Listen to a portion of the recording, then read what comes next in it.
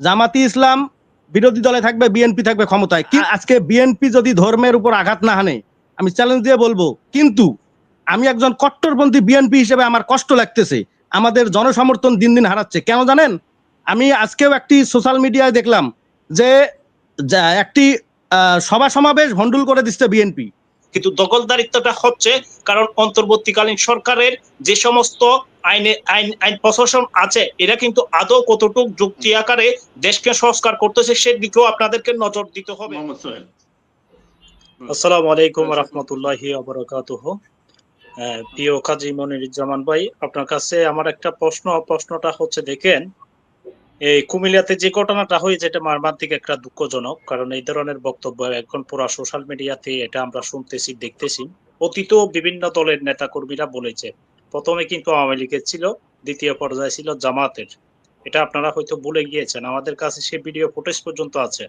জামাতের অধিকাংশ নেতারাও বলছে যদি যে জান্নাতি হতে চান তাহলে জামাতে যোগ দেন, বা জান্নাতে যদি যেতে চান তাহলে জামাতে যোগ দেন। এখন তৃতীয় সাবজেক্টে আসছে বিএনপির। এই বিএনপির এই সমস্ত নেতা কোন পর্যায়ে আছে সেটা কেন্দ্রীয় পর্যায় থেকে তদন্ত করা হচ্ছে ইতিপূর্বে। কারণ কুমিল্লাতে যে ঘটনাটা হয়েছে এই ঘটনার সাথে আদৌ কি সে কি বিএনপির কোনো পদ পদবিতে আছে কিনা বা কোনো ধরনের কমিটিতে আছে কিনা সেটা তদন্তের মাধ্যমে বোঝা যাবে।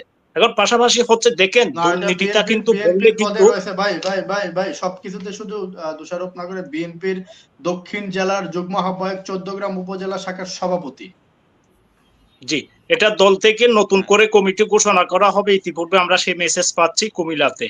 তো সেই জন্য আমি এই জিনিসটা এখানে বললাম। তো দেখেন এই যে চাঁদাবাদী বিষয়টা, এটা কিন্তু খুবই আকারে কিন্তু একটা বিশাল আকারে কিন্তু বড় একটা ইতিহাস। কি জন্য জানেন? দীর্ঘ 16 বছর 7 মাস একুনি হাসিনা ক্ষমতার গদিতে থেকে অসহায় মানুষ থেকে শুরু করে বিএনপির নেতা কর্মী থেকে শুরু করে এবং কি বাংলাদেশের অধিকাংশ জায়গা, দোকান এবং কোনো সাবজেক্ট বাকি নাই যে দখল করে নিয়েছে অবৈধভাবে, জালিয়াতি দলিল করে। এই সমস্ত ইস্যুগুলো কিন্তু নিয়ন্ত্রণ আনতে হলে বর্তমান অন্তর্বর্তীকালীন সরকারকে আইনে লড়াই করে যারাই মালিকানা, সঠিক মালিকানা আছে বা সঠিক তদন্ত অনুযায়ী তাদেরকে ফিরিয়ে দিলে কিন্তু এখানে দখলদারিত্ব হচ্ছে না। কিন্তু দখলদারিত্বটা হচ্ছে কারণ অন্তর্বর্তীকালীন সরকারের যে সমস্ত আইন প্রশাসন আছে, এরা কিন্তু আদৌ কতটুকু যুক্তি আকারে দেশকে সংস্কার করতেছে সেদিকেও আপনাদেরকে নজর দিতে হবে। কারণ অতীতে যে সমস্ত জায়গা জমিগুলো, দোকানপাট, বিভিন্ন কিছু দখল করে নিয়েছে অবৈধভাবে, সেই কথাগুলো আপনারা কেন বলেন না?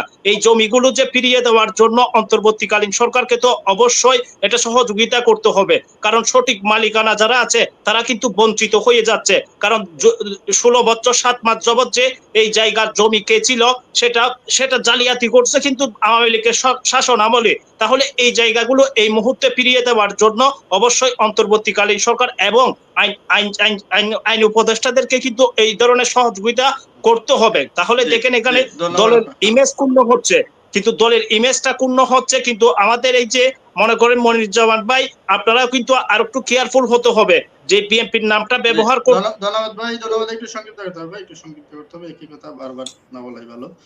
নাসির আহমেদ বলেন। জি মনির ভাই, ধন্যবাদ আপনাকে, সেই সঙ্গে সকলকে সালাম জানাচ্ছি, আসসালামু আলাইকুম। মনির ভাই, আপনাকে আমি রিকোয়েস্ট করতেছি জাস্ট 2 মিনিট সময় দেবেন। আমি কয়েকটি গুরুত্বপূর্ণ কথা আমি আমাদের বিএনপি নেতা মনির ভাইকে বলতে চাচ্ছি, এটি একটি মেসেজ আকারে বলতে চাচ্ছি।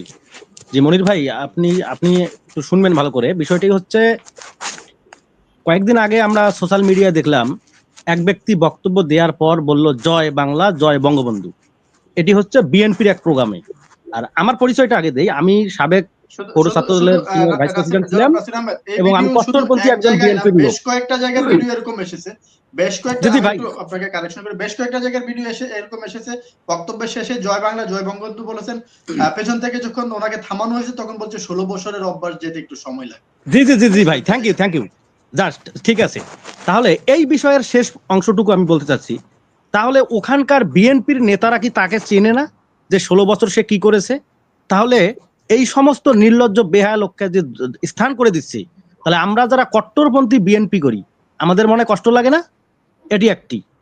আর আপনি বললেন মেয়াদ উত্তীর্ণ গাঁজা খেয়েছে, মদ খেয়েছে। না, সে মেয়াদ উত্তীর্ণ গাঁজাও খায়নি, মদও খায়নি। এই লোকগুলোর মধ্যে যেমন নীতি নৈতিকতা নেই, এই লোকগুলোর মধ্যে কোনো দলের আদর্শ নেই। এরা যখন যে দলের চামচামি করবে, চামচামি করে একটি পদ পাবে, এই পদটিকে ব্যবহার করে তারা বিভিন্ন নাশকতা করবে।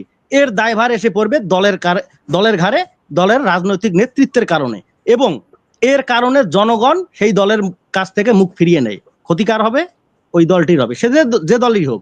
আরেকটি কথা, আমাদের নেতা জনাব তারেক রহমান মন থেকেই কিন্তু বলতেছে, বাংলাদেশের রাজনৈতিক প্রেক্ষাপট তিনি বুঝতে পেরেছে, এদেশের আমাদের মতন ইয়াং জেনারেশন কি চায় তিনি কিন্তু বুঝতে পেরেছে। কিন্তু তার যে বক্তব্য, এই বক্তব্যের প্রেক্ষাপটে আমাদের যে বাংলাদেশের বিভিন্ন তৃণমূলের যে নেতৃত্ব পর্যায়ের নেতারা আছে, তারা 100% এই কথাগুলোকে পাত্তা দিচ্ছে না। কেন দিচ্ছে না জানেন? আমি বলি, আমরা কিন্তু তৃণমূলের ব্যক্তি।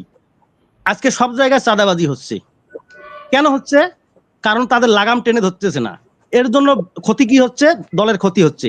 আমি বলি, আওয়ামী লীগের পতন এত সহজে হতো না ভাই। আওয়ামী লীগকেই মানুষ ভালোবাসতো যদি তারা ধর্মের উপর আঘাত না হানতো। আমি আপনাকে বলি মনির ভাই, যদি আজকে বিএনপি যদি ধর্মের উপর আঘাত না হানে, আমি চ্যালেঞ্জ দিয়ে বলবো, জামাতি ইসলাম বিরোধী দলে থাকবে, বিএনপি থাকবে ক্ষমতায়। কিন্তু আমি একজন কট্টরপন্থী বিএনপি হিসেবে আমার কষ্ট লাগতেছে, আমাদের জনসমর্থন দিন দিন হারাচ্ছে। কেন জানেন? আমি আজকেও একটি সোশ্যাল মিডিয়ায় দেখলাম যে একটি সভা সমাবেশ ভণ্ডুল করে দিচ্ছে বিএনপি। বাংলাদেশের মানুষ কিন্তু এত কিছু দেখবে না যে কি কারণে ভণ্ডুল করতেছে। তারা নাম শুনবে যখন বিএনপি, তারা কিন্তু অটোমেটিক তাদের নাম নিয়ে কিন্তু সমালোচনা শুরু করেছে। অতএব আপনাকে আমি অনুরোধ করে বলতে চাই ভাই, বিএনপি, মানুষ বিএনপিকে জানে যে একটি ইসলামিক দলের একটি অংশ।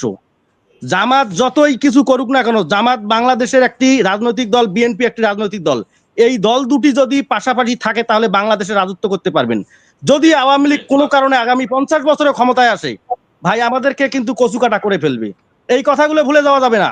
আমি তাই বলি, তারেক রহমানের কথাগুলোকে ফলো করে বাংলাদেশে এখন যে সমস্ত আওয়ামী লীগ বিরোধী রাজনৈতিক দল আছে সকলকে স্পেস করে দিতে হবে। কোন রাজনৈতিক দলের উপর যদি প্রতিহিংসা করেন, তাহলে আমি মনে করি বাংলাদেশ জাতীয়তাবাদী দলের অবস্থাও সেই আওয়ামী লীগের মতন হবে। যাই হোক, মনির ভাই আমাকে সুযোগ করে দেওয়ার জন্য ধন্যবাদ সকলকে। আসসালামু আলাইকুম। আসসালামু আলাইকুম। এনামুল হক মনির ভাই, আপনাকে ধন্যবাদ। আসলে আমরা বাংলাদেশের যে সাধারণ মানুষগুলা, যখন আওয়ামী লীগ ক্ষমতা থাকে আমরা তাদের কাছে জিম্মি থাকি, যখন বিএনপি ক্ষমতা থাকে আমরা তাদের কাছে জিম্মি থাকি। কারণ হলো কি, সাধারণ যে মানুষগুলা, ওই মানুষগুলা কোনো যদি কাজ করতে চায়, মানে মানে একটা নিজের ব্যক্তিগত হয়, ওই কাজগুলো সে দল না করলে পারে না। দলের মানে একটা দুর্ঘটনা হলে দলের যে একটা প্রভাব নিয়ে যে দেশের মানুষের মানে এলাকার মানুষের মধ্যে যে একটা প্রভাব খাটায়, এই জিনিসটা বাংলাদেশ থেকে দূর করতে হবে। আসলে এই যে আজকে আওয়ামী লীগ যে আসলে এভাবে বিতাড়িত হলো, একমাত্র ওই যে আমার ভাই হবে যে নাসির ভাই বললো না, তারা ইসলামের বিরুদ্ধে যাইয়াই তারা ধ্বংস। বাংলাদেশটা 100 ভিতরে 95% মুসলিম দেশ, মুসলিম কান্ট্রি, যে মুসলিমের বিরুদ্ধে তারা দাঁড়াই গেছে, আল্লাহ তাদের অধঃপতন অতি শীঘ্রই করছে। তাদের মানের যুদ্ধে তারা বাঁচতে পারে না। তো আসলে আমাদের যাতে জাতীয়বাদী দল বিএনপি যাতে আমাদের বাংলাদেশের মানুষের ভাষাগুলো বুঝতে পারে, যাতে যে মানুষের অগ্রাধিকার যেন ঠিক মতো দিতে পারে।